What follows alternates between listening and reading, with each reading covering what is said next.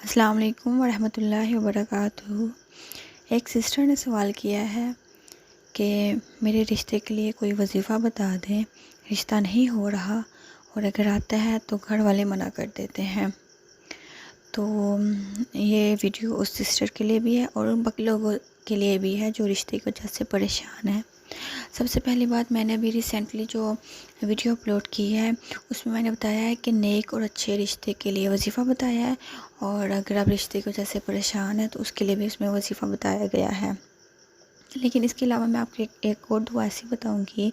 کہ آپ کو وہ دعا ضرور کرنی ہوگی کہ جب بھی آپ کا کوئی رشتہ آئے یا آپ کو محسوس ہو یا آپ کے دل میں کوئی بات ہو کہ آپ کے رشتے کے متعلق کوئی بات ہونے جا رہی ہے تو آپ وہ وظیفہ پڑھنا شروع کر لیں۔ انشاءاللہ جو بھی ہوگا آپ کے حق میں بہتر ہوگا اور گھر والے بھی رضامندی دیں گے۔ تو رشتہ کرنا ہے، مطلب رشتہ کرنے کے لیے ضروری یہ نہیں ہوتا کہ جو رشتہ آیا ہے وہ اچھا ہو، بلکہ اس کو ایکسیپٹ کرنے کے لیے بہت سی وجوہات ہوتی ہیں۔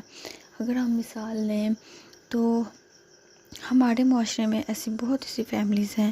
جن کے ہسبینڈ تو اچھے ہوتے ہیں پر ساس سسر یا نند کی طرف سے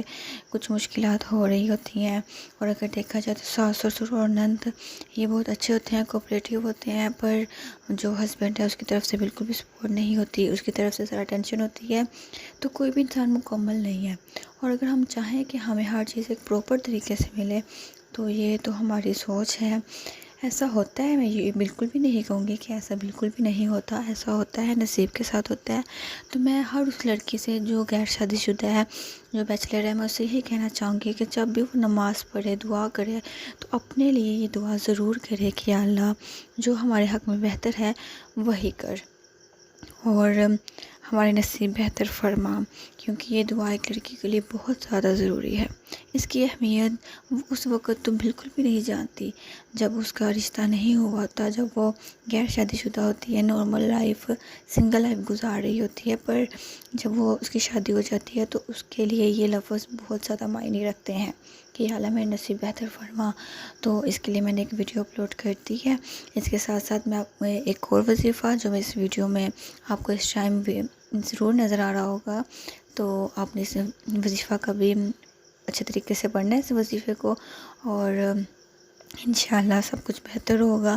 نیک اور اچھے گھرانے سے رشتہ آئے گا، اور انشاءاللہ گھر والے بھی رضامندی اختیار کریں گے۔ تو ہمارا جو یہ چینل ہے اس میں خصوصاً ہم یہی بات بتاتے ہیں کہ آپ ہم سے کویسچنز کریں، کمنٹس کے تھرو کویسچنز کریں۔ اگر آپ کوئی بات پوچھنا چاہتے ہیں تو وہ آپ ہم سے پوچھیں، انشاءاللہ آپ کو سچی قرآن سے ثابت، حدیث سے ثابت ہی بات بتائی جائے گی۔ کوئی بھی غلط، کوئی بھی فیک یا خود سے بات نہیں کی جائے گی، جو حدیث اور قرآن سے ثابت ہے وہی باتیں آپ کو بتائی جائیں گی۔ تو کوئی بھی سوال کرنا ہو اسلام سے متعلق، کوئی قرآنی وظائف، مسائل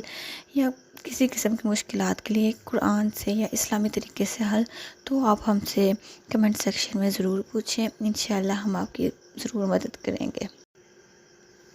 آپ لوگوں کے لیے ایک آسان ذریعہ اس طرح ہے کہ اس ویڈیو کی اسکرین پہ آپ کو دو طرح کے وظیفہ بتائے جائیں گے۔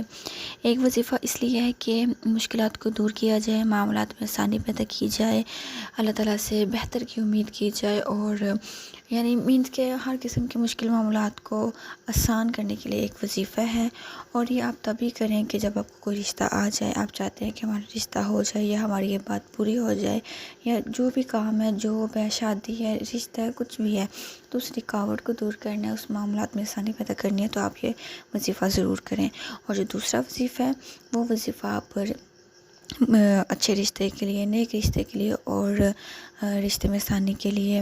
ضرور کریں۔ اگر آپ ان دونوں وظیفہ کو پڑھیں گے تو انشاءاللہ سب کچھ بہتر ضرور ہوگا، اچھے اور نیک گھرانے سے رشتہ بھی آئے گا اور گھر والے بھی راضی ہو جائیں گے۔